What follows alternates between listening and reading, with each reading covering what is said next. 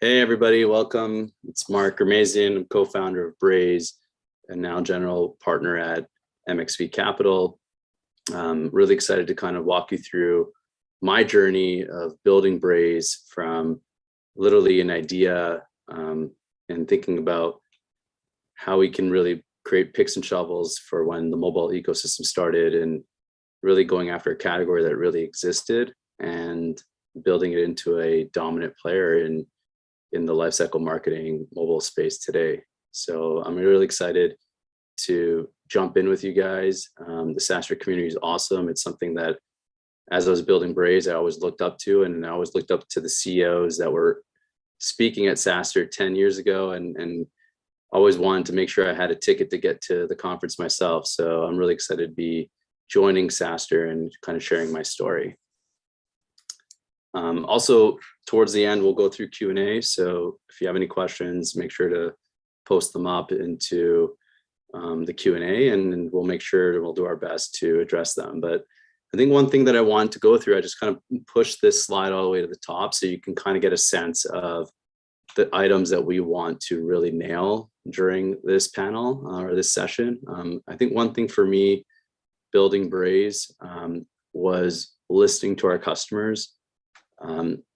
I can't say how important that is when we were kind of building the product and building the platform, especially when we were pioneering a new platform in the mobile ecosystem. I think two things that led from listening to our customers was building what we call our success squad, which was our way of creating a brand around customer success. Even building the Appboy Academy, which is a glossary and knowledge base and almost a university of terms and best use cases. And I'll talk a little bit about how that paid dividends for us into the future and where we are now. One thing for me culturally, it was gratitude and humility. I think one thing that I built within the culture and the fabric of Braze was just always staying humble, learning from each other, leaning on each other. I always love to say hands together. And that's something that I really want to dive into here as well. And knowing the industry, I think staying on top of what's happening and where like the tide is moving and where things are happening, I think is understanding that is really important. Then innovate or die. I think this mobile ecosystem was moving quickly, and it still is. And staying on top of everything, I think was really important for us as we kind of move forward. So let's start. So this is kind of where the idea happened. I remember sitting at home and seeing Steve Jobs announce the iPhone, and I just looked at this and said, holy cow, something really special is going to be happening here. And we're turning a corner. It's almost like a gold rush, and that aha moment that you kind of like think about, when will yours be? And I just saw this and I said, wow, every brand is going to be making an app if they don't have an app. And everybody's going to want to connect with the people making apps, and the people making the apps are going to want to connect with their users.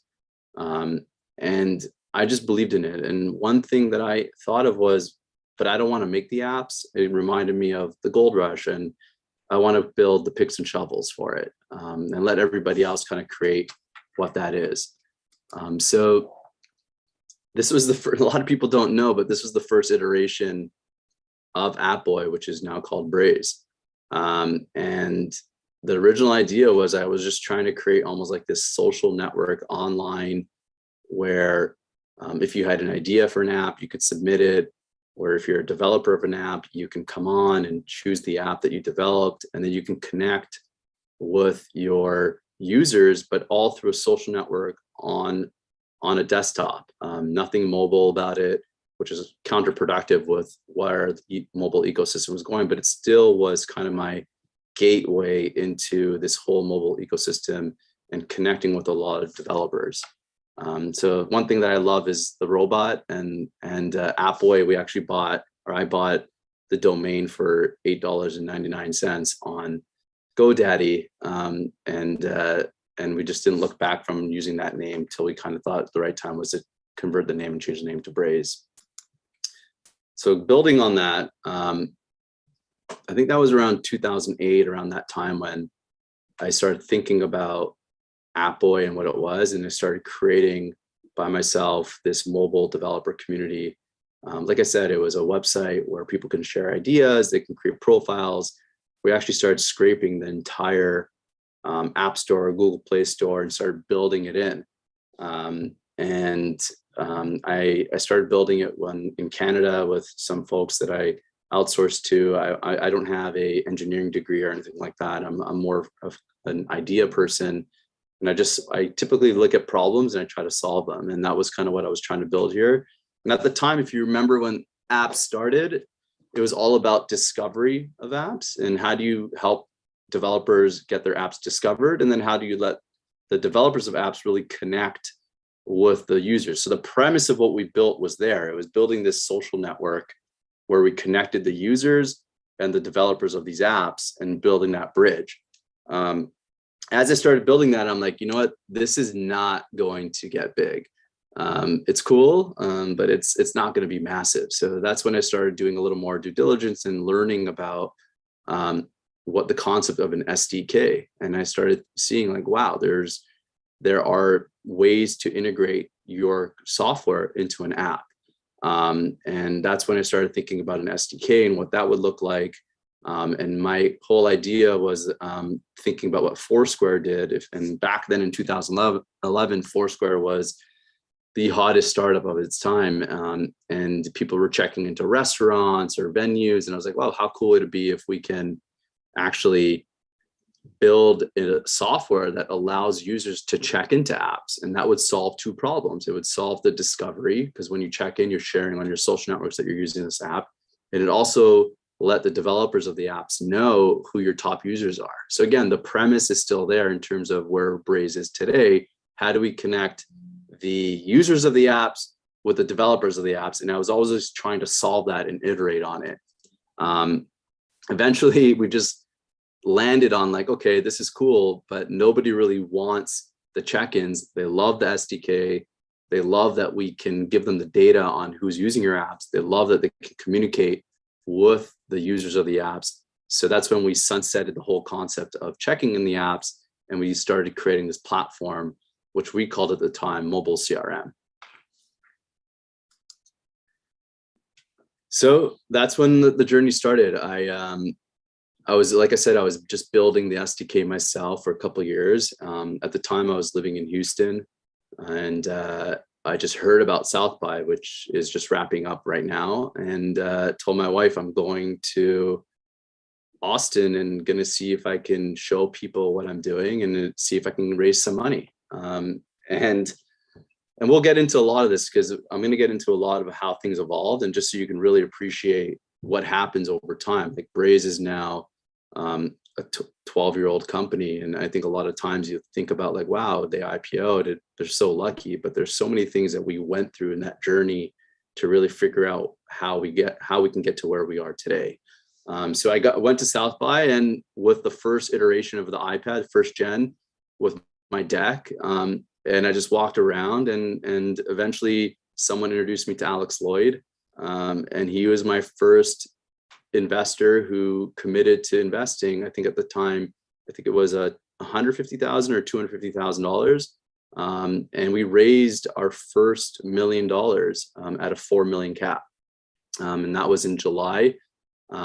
During that time, I came back to after I met all these people at South by, I came back to Houston, flew back to San Francisco, followed up with a bunch of meetings and got the deal done, and then decided to move back to New York, and started specifically just looking for co-founders that can build this with me. And luckily, I was able to meet Bill and John. Bill, who is the CEO now, he was my CTO when we started, and John, my other co-founder, was our CIO. Interesting fact about how we met: Bipul, who is now the CEO of Rubrik, co-founder of Rubrik, he's a mentor of mine. And during that period of from 2009 till 2011, we've been talking and iterating on what Appboy should be. And I'm like, hey, if you meet anyone that could be a co-founder for me, let me know. And just a small note, if you're looking for a co-founder, literally ask every single person you meet if they know somebody, because you just don't know how close you can be to finding that person through someone else. And Bipple just happened to be on a street corner after my co-founders won the TechCrunch hackathon in 2011.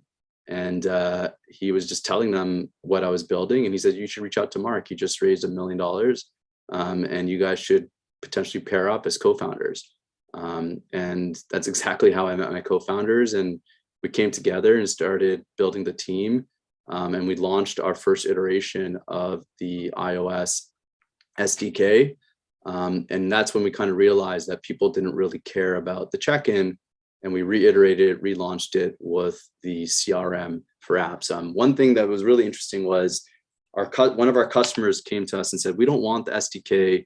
I just want to be able to talk to my customers and be able to message them. And specifically, this picture that you're seeing here reminds me so much of the time I was looking at John and Bill. I'm like, guys, what if we could build like an address book of all the users of the app, and then let the developers of the apps or the brands of the apps really allow them to segment that user base based on their actions in the app, and then allow them to message the apps to through push, through email, whatever it may be, based on how they're using the app. And John looked at me, he's like, so you mean CRM for apps? I'm like, exactly. So that was just kind of one of the moments that we went through. So this is kind of that aha moment I was talking about that happened unintentionally. So we pre-aha, and that's post-aha. So on the left side, you can see the pre-aha, which is we made an SDK which powered the platform.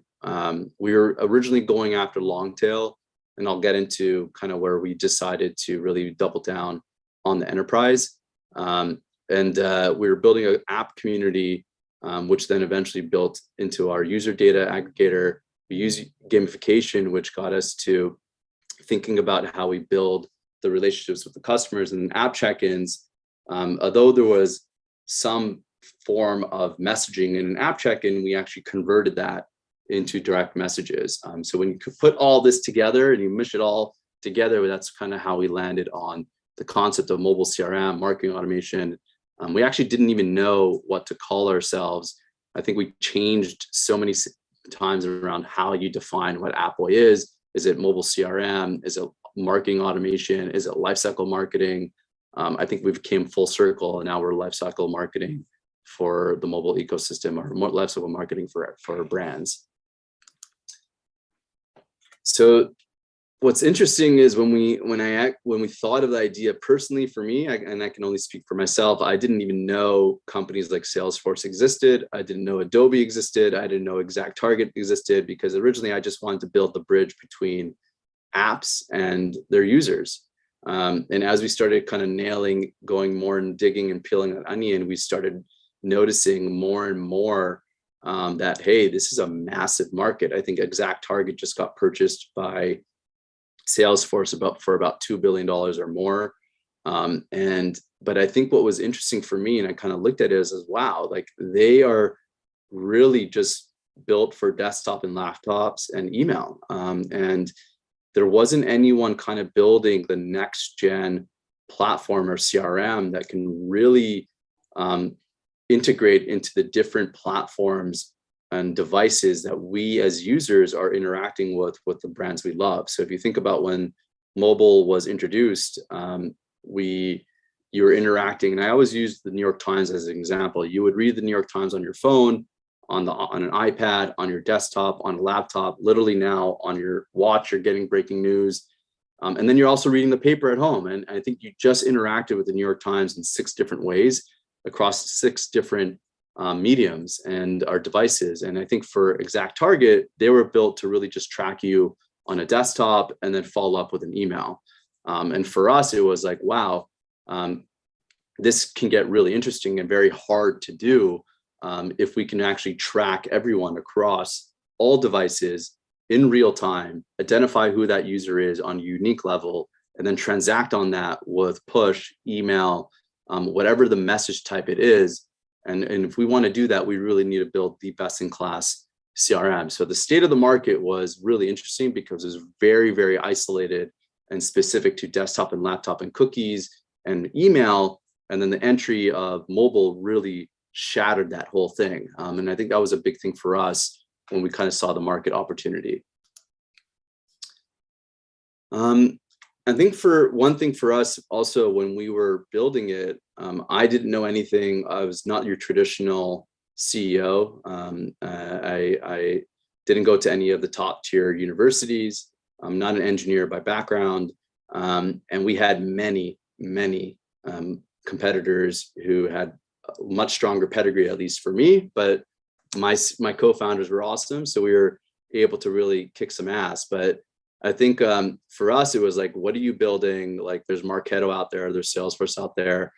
I don't want to say the names of the competitors, but there were other competitors that were backed by Sequoia, backed by Kleiner. And there was also the big boys out there at the time. You had Urban Airship, who I think was the larger player in the market powering push, and they were pretty dominant. You had Localytics, who was an amazing company. You had Mixpanel, who still till today is an amazing company. And I think what was happening was we were still a little early. Like, we had this vision that when you launch an app, the journey was first you're developing the app, then you had to push the app to market. So then you're going to start doing paid acquisition, and then you're going to have the analytics to kind of understand how people are using your app. But I don't think the market was really ready yet for post acquisition, which was all about retention. So when we launched Appboy, or when we launched Braze, it was very focused on like, hey, you now are out to market. You now paid X amount to acquire all these customers. What are you doing to retain these customers? And interesting enough, no one cared. Nobody really wanted to really spend money on any retention methods and so on. They were very happy with Mixpanel. They were very happy with Localytics and attribution and tracking the attribution of how they acquire these customers and analytics. And they're happy with Urban Airship, just using one pipe of push at the time. So I think a lot of people didn't really understand what we were building, which put us in a pretty good bind at the time. We raised $1 million, we started building this, nobody wanted it. So really quickly after we closed the $1 million seed, we did a bridge of another $1.2 or $1.5 million about 6 months after that one. So again, like, there's a lot of things that we went through to kind of think about how we're building this. And I think the point, again, what I wanted to kind of show you here is, like, you usually have what I call the thesis of your idea or the company that you want to build. And then you have the equation, right? I think us as founders and the team, we're always thinking about what is the equation that solves for that thesis. And I think what we need to be prepared for as founders is thinking about how that equation can change. And a lot of times it's not the right equation. You have it on the whiteboard and you're solving for it, and eventually you figure out the right way to do it. With that, in terms of solving for that, there's a lot of things that have to come in where people that know me, they know I'm very persuasive, and I just don't give up. And I think that played in really well. So one, flying out to South by, not knowing anyone, and didn't want to leave till I got one person to commit to the seed round. That was an amazing kind of thing for me. Two, my co-founders, John and Bill, they won the TechCrunch hackathon. I can't tell you how many people were probably reaching out to them. Believe me, they did not reply to my first emails or LinkedIn messages at the time or anything. And I think it took a lot of effort to get them. And then if you think about even our first customer, Text Plus, I just remember the back and forth literally for a year to get them to come sign up, to understand the importance of what we were building. And for me, that was a massive deal. It was an $8,000 monthly deal signed for 12 months. And that kind of propelled me to really allowed us to really get our Series A done. It was just so hard getting that first customer. But I also think a lot, if you go back to my original, a few slides back, was there were other startups and competitors that I would say on the surface, they had the pedigree to really beat us and win this market. But I think because we had to go through a lot of like iteration and had to fight tooth and nail and jump through so many hoops to figure out how to sell this to the first customer, that also enabled us to build the best in class platform, because we listened to other customers, we listened to what they wanted, we heard what they wanted. And I think because we had to be the underdogs and the underdog mentality, it really allowed us to kind of like have nothing to lose and everything to win. So I think that's also a big reason why, looking back and thinking back, we were able to really push the envelope and kind of dominate and kind of get to where we are today. Second, I think one important thing I'm a big fan of, and one of my investors, the Blumberg Capital folks who led our seed, Bruce Terrigan always said, fire quick and hire slow. And I think that really stuck with me. And then when you think about, as we're growing, we eventually had to hire our VP of sales, went through a lot of different folks, and we landed on this one individual and hired him. And it was a complete disaster. And one that I had to really step up and say, like, we wanted to let him go. And a lot of the people on the board were just kind of upset and like, look, you didn't even give this person a full quarter. And I think that was something that I think you as a founder and you kind of building up your company, that you're going to have to make these tough decisions and you're going to have to really step up to the plate. And I just felt it was not the right fit. And I think on a previous panel, we had someone speaking about from Frame.io, the founder, talking about culture. I really believe culture really resonates into the product that you're building and goes right into your customers. And it was just culturally not the right fit, and I just didn't see it eye to eye kind of after we had him start. So we let him go. And I think it was honestly one of the best decisions we did that enabled us again to get to where we are. And not to say that each decision got us to where we are, but each decision when put together got us to where we are. Last, and not last, but an interesting point a lot of people don't appreciate is even with our series, even with our Series A, we had nobody. Every single person we reached out to passed. And we were down to 2 weeks of payroll, and we had nothing. And it came down to Tom Peterson with, it's actually with Rally Ventures. I just noticed a mistake here. We put Bullpen. Bullpen was an investor as well, but Tom Peterson with Rally, he led our Series A.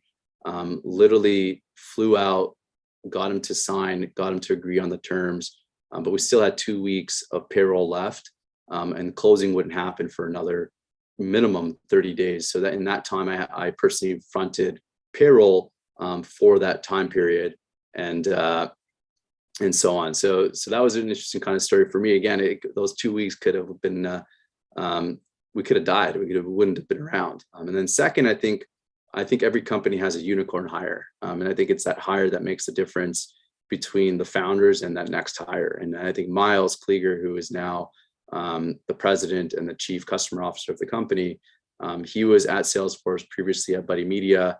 And he came on and he didn't want to. I think he kind of felt like he wanted to try something else.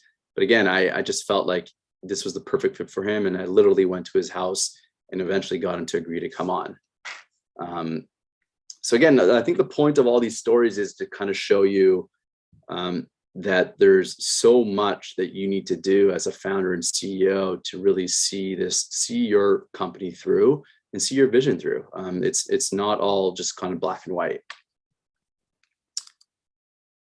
I think like this is, again, we started as Appboy and we grew into Braze. And I think we started realizing that, hey, this is a bigger opportunity than we thought. And we started getting in there and started signing bigger contracts. We started thinking about what we're building. And I think, again, what I like to say is a lot of times when I look at different SaaS companies and different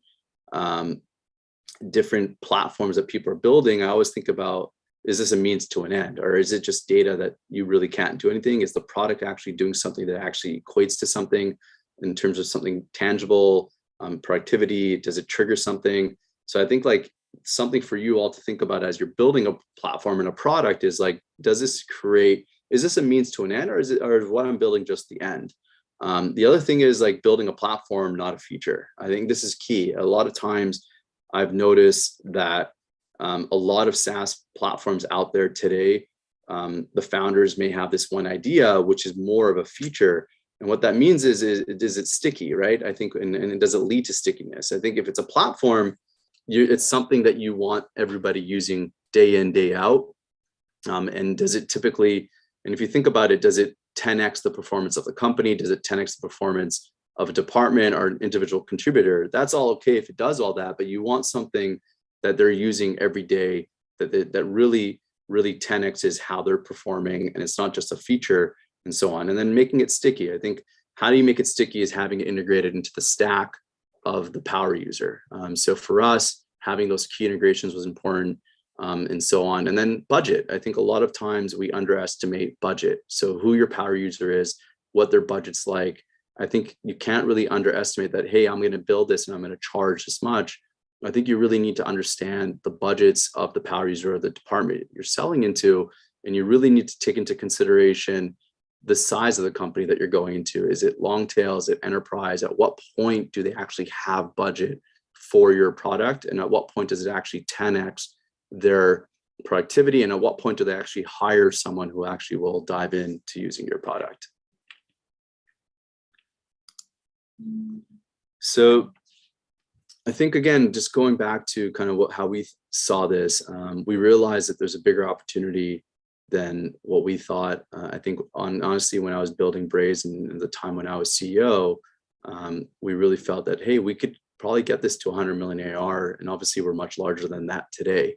Not even us. I think the market opportunity, you look at us, you look at some of our competitors, you look at the Adobe Marketing Cloud, you look at the SaaS, the Salesforce Marketing Cloud. They're all massive companies and divisions in themselves. And we started realizing that budgets to buy software were becoming very real. People started realizing what CRM was, and the enterprise was starting to invest in this. So seeing all this, I think one thing that we held on to, and this is something that Miles really honed in on coming in and building the team with us, was making sure that we stuck to our margins. We never chased deals. If it got into if there's an opportunity where we were kind of like competing on price, where our competitors, and this happens a lot, they just undercut us by a lot to win a deal, we didn't play that game. And I think that's something that I think you as founders, as you're building your companies and you're thinking about it, obviously you always want to have what I call that anchor customer that you can really use case studies with, that you could put on your website. There might be a few that you do that in the early days to get those done. But as you're building out your sales force and you're building out your company, you really want to build a culture of like sticking to your margins, sticking to your price, especially if you really believe in your product. I think what I always believed in is our product and our team. And I always felt like if we lost a deal due to price, and obviously that doesn't mean don't be competitive, but doesn't mean slash your price by 50% to win a deal. A lot of times those customers all came back. For us, we also focused on the enterprise. And I think it's important. A lot of times when I see companies in software, they're like, oh, we're going to go after long tail and enterprise. We're going to do it both. That's a big no-no to me. I think what you need to be thinking about is if you're going after enterprise, the DNA of your team changes. Who you're hiring as your AEs, who the marketing, I think the persona of your marketing, the content strategy you have, your customer success team, like everything changes when you decide if you're going long tail or enterprise. That doesn't mean you can't have a freemium product and you're focused on enterprise, but I think you really need to decide how you're doing that.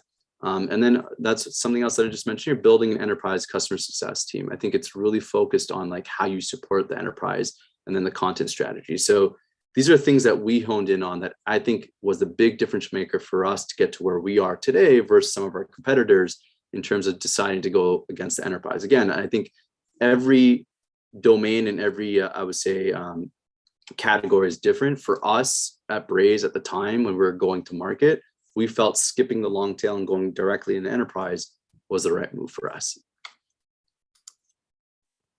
So this is the first slide that I had, and hopefully I kind of like addressed a lot of these when we were kind of going through them. But listening to your customer, I can't tell you how often I reached out to customers, talking to them, hearing what they like, what they don't like.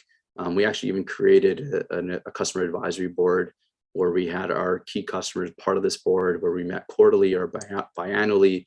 We invited other customers to these boards to kind of get a feel for how we're working with our customers, but also they helped us dictate a lot of our roadmap and a lot of our positioning in the market. The Appboy Academy, I think, was one thing that I think that a lot of startups and SaaS companies maybe underestimate. I think your content strategy in the early days can pay dividends. I think building a glossary of best practices, talking about how the best ways to use your product are, how best to use any product in your category. Like we spoke about the best cases of push and how you should be using push to onboard customers, how you should be using email to onboard customers. And we didn't specifically talk about like why Braze is the best for that, but we spoke about what the best cases are for that. And I can't tell you how many customers used our Braze Academy, our Appboy Academy for that. And then eventually those led to closing deals because we were positioning ourselves as a thought leader in the space. Again, I think one thing for me is the humility. I think when we lose a deal or we win a deal, when we lose a deal, I was always interested in understanding why we lost, not why we won. And that helped us understand and become better. I always say, like, it's all okay to make mistakes. It's okay to lose as long as you're learning from them. And I think for me, I didn't know the industry. I didn't know anything about CRM and the marketing cloud and all these things. And for me, I was always trying to learn. And my way of learning was listening to my customers. And then the last thing I would say is the innovate or die. And I think that just comes back to like moving quickly. But I think one thing I want to point out here is I believe in best in class. I think for us, we want to innovate or die, but also build the best in class CRM lifecycle marketing tool. We didn't want to be a Swiss Army knife. I think a lot of our competitors were going down one path. And then once they saw that CRM and lifecycle marketing was getting a little more attractive and that's where the market was going, they started moving in our direction and letting go of what they were doing, what they were focused on. I truly believe if some of them stayed diehard focused on what they were doing, they would be big players in their domain while we continue to dominate our domain. So what am I doing today? Like I mentioned, I'm a co-founder of Braze, but I'm no longer there today. I was the founding CEO. And what I'm doing now is I'm taking a lot of my learnings from the 10, 12 years that I was there, building it and scaling it, and now trying to figure out how I could fund the future of cloud and how I could be supportive as a founder and operator myself, and investing in pre-seed and seed and Series A companies. MXV is my fund. We haven't formally announced the fund, but we're a $35 million fund focused on really early stage. I just personally just love getting into the weeds with founders and understanding like what they want to build, what their product market fit is, their pricing, how they should be thinking about the market they're going into, budgets, who their power user is. You can probably get a sense of how passionate I am about this, but I really just enjoy this a lot. So that's kind of where we are today. Hopefully you found this to be insightful. We can now move into a Q&A. I'm going to try to read a lot of the Q&A questions here.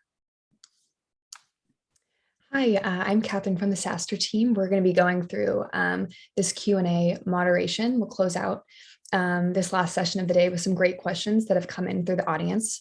So I'm going to read each of these aloud, and then Mark, if you could give us your thoughts, that would be great. Sure. Awesome. So first here, we have an article on SaaStr.com that covers the 5 interesting learnings founders can copy from your growth and journey. One of our learnings was how you have very large enterprise clients and your NRR is 135% with your over 500K dollar customers. What's the secret to winning deals with large enterprise clients when you're just starting out? And what are some key ways you've increased NRR year over year? Yeah, I think it goes back to one of my earlier slides. We built the DNA of the company to be completely focused on enterprise. And I think that's the big difference maker between us and others is we really built, and what that means is we built the product for the enterprise. We built our marketing strategy for the enterprise. We built our content strategy for the enterprise, customer success for the enterprise. So, and how we operated internally, our mentality just changed that we're servicing the enterprise. And I think when you do that, you're naturally attracting obviously the enterprise. And I think we kind of stood out and carved ourselves out to do that. I think like it was a big investment and a big bet to do that, because believe me, like when we started, I wanted to get all those hot new startups that were getting funding from Sequoia and all the hot ones out there. But at the end of the day, I think those ones for our time, they didn't really have the investment in CRM, or they were never using CRM before. So when you think about them versus a Domino's Pizza. Domino's Pizza was doing CRM 10 years before we even were around. They were using ExactTarget. They were using other players out there. So going in there and kind of illustrating to them why we are the future of CRM lifecycle marketing, and why we can actually scale with them, and we can service them, and we can support them and take them to a whole new level, was a big difference for us. And I think that speaks to the year over year growth and the NR that you're referring to. Like, it's because we built Braze to service the enterprise, which I think was a big difference maker for us. Great, thank you so much. And what do you think desktop leaders like Marketo and others miss on mobile? Because the growth is clear. Yeah, you know what? The way I always explained it, and I'll go back to my days when I was even selling, we'd go into a customer, and they would be using, and Marketo isn't it a good example because they're B2B. So a lot of business B2B, they're using them. So I would say the right question would be like, why do desktop leaders like ExactTarget? Because they're people that use them are targeting to customers. I think the way to look at it is we built our platform from the bottom up. And you look at a Tesla, and they built an electric car from the bottom up. The other electric car manufacturers, when they wanted to first compete with Tesla, they literally took the same body car and shoved a battery right into it and said, okay, we got electric too. That doesn't work. And like, if you think about a Tesla, it's not just about the electric car, it's all the features and all the functionality that comes with it, the updates over the air.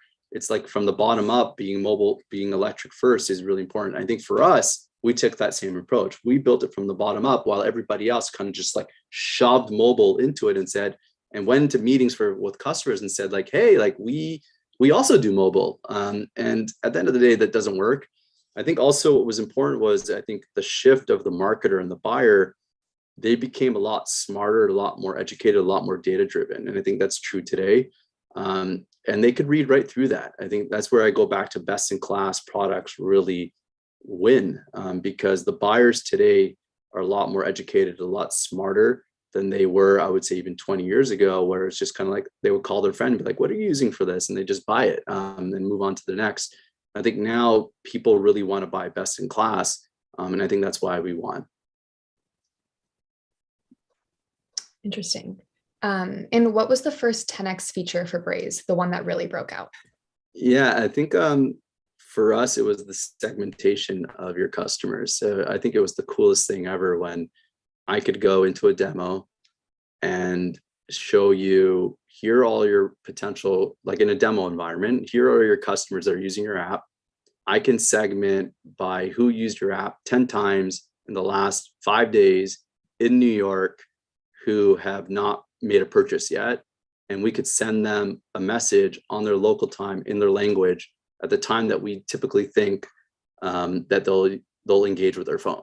I know that wasn't one feature, but it was like that whole thing that we could demonstrate. And that was like, whoa, you could actually do this. And could you do this for 100 million monthly active users? So I think the scalability, that, to credit to John and Bill, my co-founders, that they were able to build, I think that was the item that I think took us to a whole new level. Thank you. And how about this one? What did you learn about beating a heavy hitter combo when Salesforce would pitch ExactTarget and other solutions to its existing base? They've gotten good at this. Can you repeat that? What was that? The most recent one that came in. I'll read it once more. What did you learn about beating a heavy hitter combo when Salesforce would pitch ExactTarget and other solutions to its existing base? They've gotten good at this. So you're saying, like, how would we compete with Salesforce and those folks? Is that kind of the question? I believe if I'm understanding correctly? Yeah. Yeah, I think it goes go back to, like, one, I think we're able to compete with them now because of the customer base we have, but also, again, it goes back to what I mentioned before, where we built this from the bottom up, right? So they have nothing on us when you talk about it like that, right? And when you're coming in and saying, like, look, we've been building this, we can scale, and look at how we're scaling. We're mobile first. I think it's a lot bigger and easier sell for us, and that's kind of why we've been able to win those. Thank you. Great. We still have some time here. How about what is the future of SMS marketing? It's exploded the past few years. Is it a commodity, a standalone category, a mix? What do you think? Look, obviously there's like really strong players out there that have done it as a standalone category. And I don't want to mention the names, but they're really growing and kicking ass. Like they're amazing companies. I don't think it's a commodity. I think it's a real marketing channel. I think it can be standalone and it can be part of the mix. I think the way I think about mobile lifecycle marketing and so on is our lives are fragmented in terms of how we interact with brands we love. And fortunately and unfortunately, there's just so many ways to now be communicated by whether that's push, email, SMS, and so on. I think for brands, they're going to want it to be a mix, right? And they can choose based on your behavior how they want to be messaged. So if you told me today, I think in the long term, it's going to be part of the mix and not just be standalone companies. And Braze has about doubled its new customer acquisition growth in the last couple of years. What's working to bring in these new customers? I think like I haven't been in the day-to-day of the company in the last more than 2 years now. But I could say that from my experience being there in terms of how we're winning, I think one, culture, customer success, I think at this point, and product, best product wins. I think that's really what it is. I think if you go out to the market today and you ask about Braze, very rarely will you hear anything negative about our scalability, our product, and how we execute. And I think that goes back to culture. I think when I was there, we just focused so much on culture as a company. And I just always said, like, the culture we have internally is the kind of product that we will build and the kind of customers we will attract. And I think that's kind of why we're seeing kind of where Braze is today. Great, thank you. A couple more here. 40% of Braze's revenue is global. What did you do to lean in here early, if anything? Yeah, I think one, that's the beauty of mobile, right? It's a small world. Like we're not just, when we launched, we weren't just catering to our domestic United States or even Canada. Naturally, we're attracting everybody because you could just download the software, integrate it, and go get off to the races. I think separately, one big hire we had, who's our CEO, our CRO now, is Daniel Head. He was based in London. So naturally we had to open a London office once we hired him. And our London office is actually our second largest office after New York today, not San Francisco, London. And I think we naturally just made a big push into there because we saw it was evergreen. It was like open. So I think because of that, and because we dominated that so early when I was there, I think it's just compounded over time. Totally. And another one here, lots of good ones. Notice that Appboy redirects to Braze. Any new plans for that domain? Surely worth more than $8. Maybe we'll convert it into an NFT or something, but I think we're just kind of holding on to it. I think it has a lot of just emotional kind of value to it than the $8 at this point. You mentioned Braze was built back in 2007 when the market had no mobile-first automation platform. Can you share what you're thinking about taking on next to stay ahead of current markets? So the question is, like, Braze was built back in 2007 when the market had no mobile-first automation platform. Can you share what you're thinking about taking on next? Like, meaning what would be the next market from now? Is that kind of the question, if I'm understanding it? Right? Yeah, I think that seems where it's going. Yeah, look, in my mind, I always think about what the next Braze is. And on one hand, maybe there isn't another Braze right now because the market's so massive. I think it's going to come down to like scalability. I think it's going to come down to moving and innovating. So can Braze continue to innovate the way we've continued to innovate, which I think we can and we have.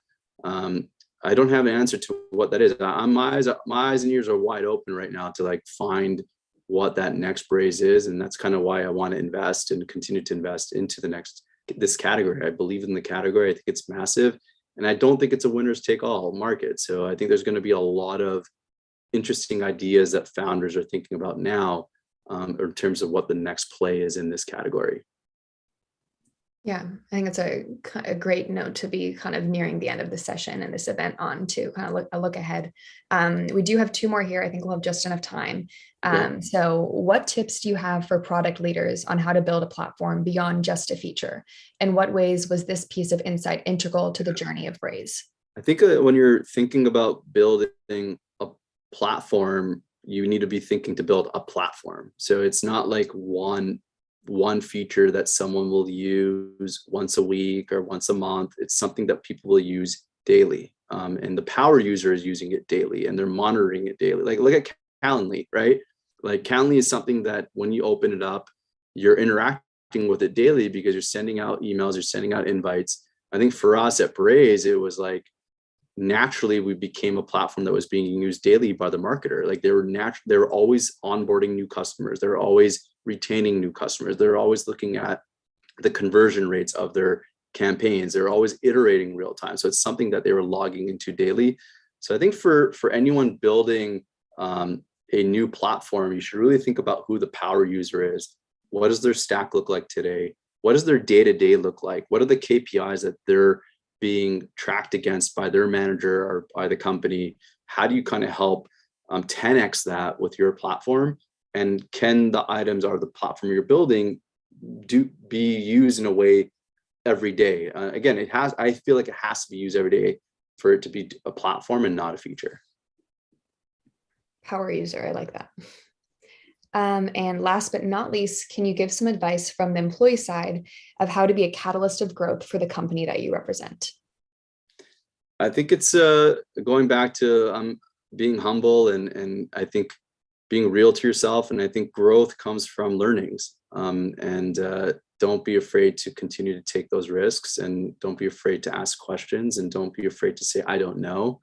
I think a lot of times, a lot of people are afraid to kind of take that leap of faith. And you just need to do it. Just don't look back. I tell my kids, like, the way you learn to walk is you fall. The way you learn to run is you fall. So like you need to keep running and fall and bounce back up. So I think if you can continue to learn from your mistakes, continue to make as many mistakes as you can.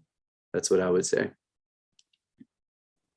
Thank you so much. That just about wraps this session and SaaStr Built. Thank you so much, Mark, for your insight.